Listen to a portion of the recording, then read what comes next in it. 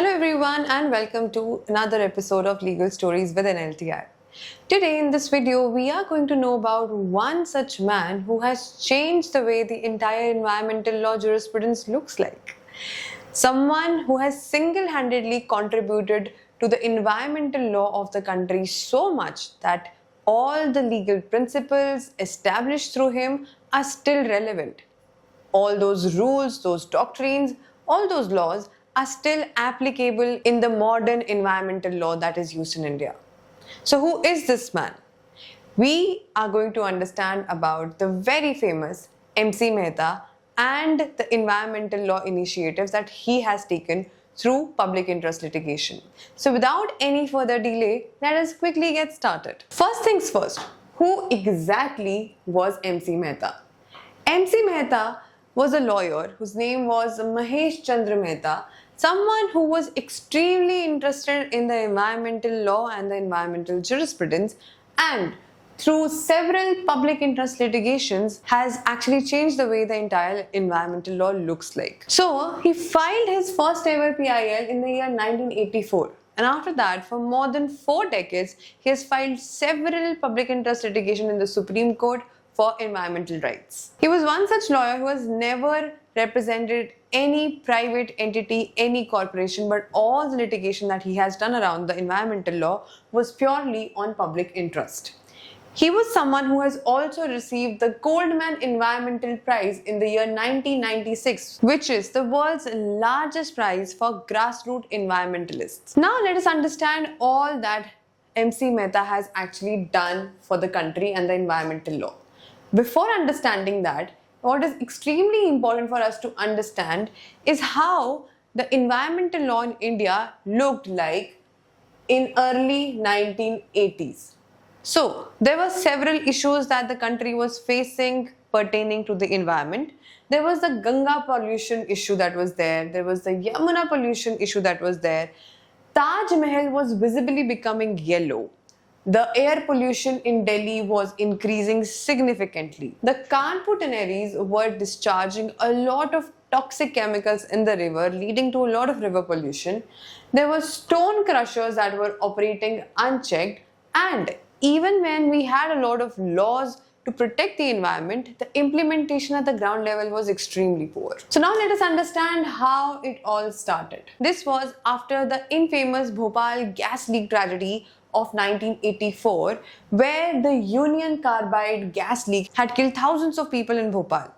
And the rule of strict liability was applied. Now, the rule of strict liability that was given to us under Rylands versus Fletcher, it said that strict liability means that if something dangerous escapes from your land and causes harm, then you will be liable. But certain exceptions like act of God, third parties, victim consent can decrease the liability or can take away the liability of the person who has committed this tort. Now, in 1985, the oleum gas leak incident happened. So what exactly happened here? Shriram Foods and Fertilizers in Delhi had a gas leak situation which caused damage to a lot of people. Now, MC Mehta went to the Supreme Court and asking that are we going to use the same 117-year-old English law to deal with such incidents in our country?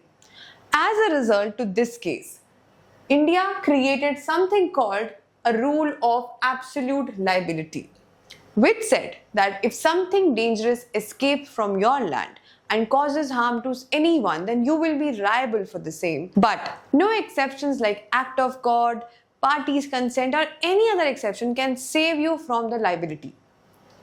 This is one such principle that we are using even till this date. Absolute liability as a concept has been created out of Indian jurisprudence, and MC Mehta judgment of oleum gas leak is the pioneer of the same. Now, understanding a little bit more about the absolute liability concept. In this judgment, Chief Justice P.N. Bhagwati, who is also known as the father of PIL, has supported and has said that any enterprise engaged in any hazardous activity owes an absolute and non-delegable duty to the community. If any harm results, then the enterprise must be absolutely liable, and this liability is not subject to any exception. So the broader difference between strict liability and absolute liability, that no exceptions will be applicable if there is any absolute liability arises, was given to us under this judgment of 1987, also known as MC Mehta versus Union of India 1987 judgment, or the Oleum gas leak judgment. Another interesting judgment that we should know about is the 1985 MC Mehta versus Union of India Ganga pollution judgment. So now let us understand what this judgment is all about. So Ganga, it flows through 11 states, 29 major cities, and cities like Kanpur was releasing a lot of chromium and toxic dyes, which led to a lot of pollution of the entire Ganga river throughout the states, throughout the cities. Now MC Mehta filed another PIL in the Supreme Court, and in this judgment the Supreme Court ordered the Kanpur tanneries to either install treatment plants or close their business. Secondly, it also ordered the state government to build sewage treatment plants, and the polluter pays principle was actually originated from this judgment. Now this polluters pay principle says something really simple. Anybody who is contributing to cause pollution shall bear the responsibility of the same and shall be liable to pay penalty or fine or any punishment that is appropriate for that pollution. So if you are someone who's responsible to cause damage to the environment, then you will bear the liability and you will bear the cost of the same. Another important and interesting MC Mehta judgment was the judgment of 1996, which is also known as the Taj Trapezium case. First of all, let us understand what this case is all about. So what exactly was happening, that sulfur dioxide from the Mathura refinery was actually causing acid rain, and due to that acid rain, Taj Mahal was getting yellow. So now MC Mehta again filed a PIL in the Supreme Court highlighting the yellowing of Taj Mahal as a really important issue, and the Supreme Court in this judgment held that a TTZ, Taj Trapezium Zone, has to be created. It is going to be a protected area of 10,400 square meter around the Taj Mahal where no industry pollution is permitted. Secondly, the industries within the TTZ has to convert themselves to clean fuel or they have to relocate. Third, the Mathura refinery was directed to control its emissions that were affecting the TTZ, and the court had supervised compliance of all these rules very strictly. Another important and interesting judgment is the 1998 MC Mehta versus Union of India vehicular pollution judgment. So now what happened in this case?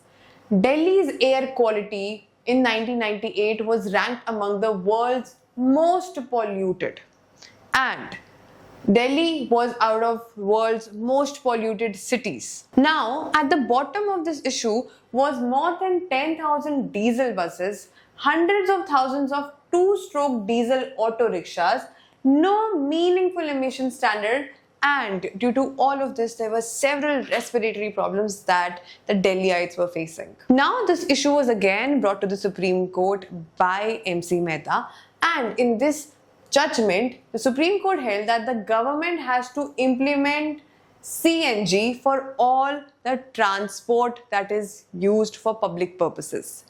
Now, this was not taken very well by the transport operators and also by the government. There was a lot of protest and hue and cry, but the Supreme Court remained really strict on the same, and it ordered that these directions have to be followed strictly. Now, in the last 40 years, MC Mehta has actually done wonders. He has went to the Supreme Court through multiple PILs where he has filed for Ganga pollution, Oleum gas leak, Taj Trapezium, Delhi pollution, is responsible for Delhi CNG full implementation, the Aravali case, and so many more environmental law cases. So, what we have actually understood from this video, MC Mehta has actually demonstrated that how one responsible citizen can actually use PIL as a tool for social change. It was his efforts that has actually expanded on environmental law, has given better interpretation of constitutional rights around the environment, and has also significantly increased the role of judiciary in protecting the environment. So I hope you found this video useful and informative. Stay tuned for more. Thank you so much.